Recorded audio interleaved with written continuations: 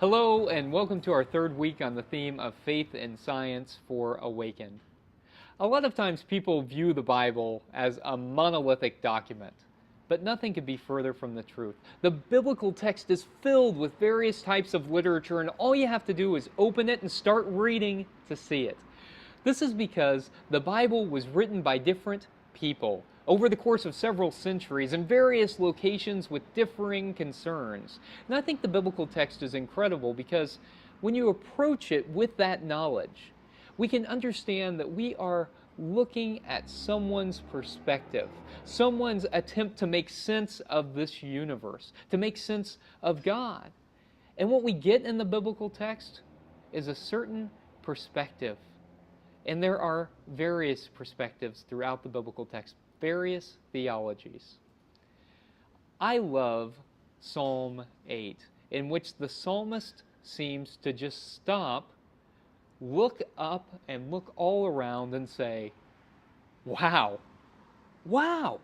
The psalmist looks up at the sky and says, God, your fingers made the sun, the moon, the sky, the stars. Who are human beings that we are a part of it all? Have you ever just been kind of overwhelmed by the fact that we are simply alive? Have you ever been astonished? One of my favorite spiritual practices is to go outside and walk or run and to try and pay attention. And there have been a number of times where I've just been overwhelmed by the beauty of the earth.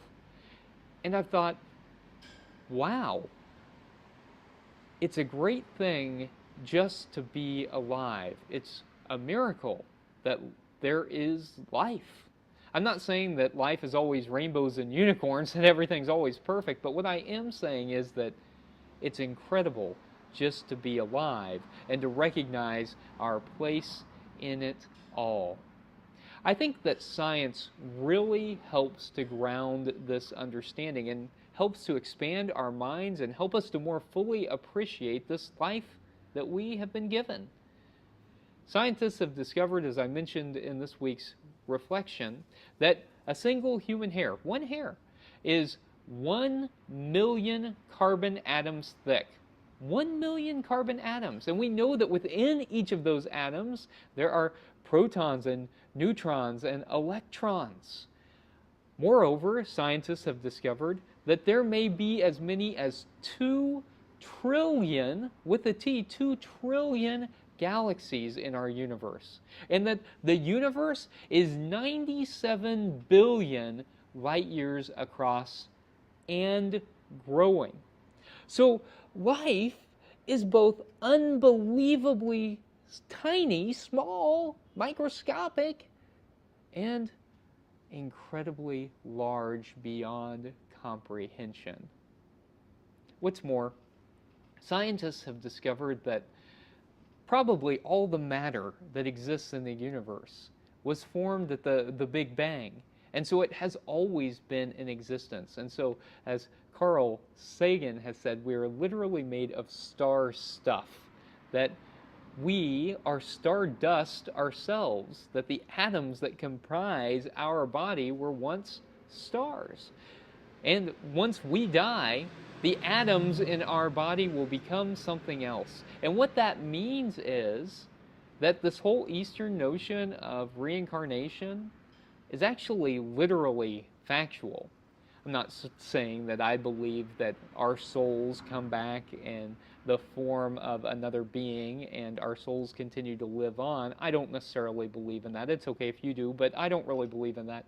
But what I'm saying is that our atoms are literally reincarnated into something else, that we are literally made of reincarnated atoms right now.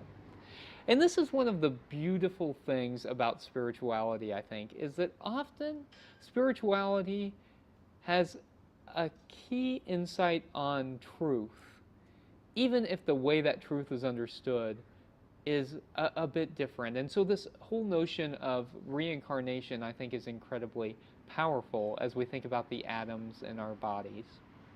Science helps to ground us. Spirituality helps to enliven our imaginations. This week's spiritual practice is to go outside as you are able and to notice the world around you. Find something small, the smallest thing that you can find around you, and appreciate it. I have just a small flower.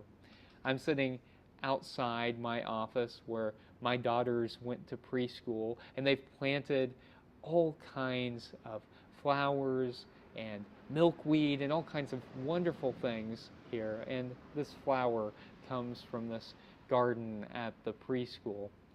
And I look at it and notice the beautiful colors, how small it is, and how with many of these together, it can overwhelm the eyes even with the beauty of this vibrant purple. And since I'm outside, on the other side of things, I notice the sun and the light that it is providing. And I give thanks for all these natural elements, small and large, that make life possible and enjoyable. This week, go outside as you're able, pay attention, and be thankful that your life is a part of all of this wonderfully complex universe in which we live. May it be so. Amen.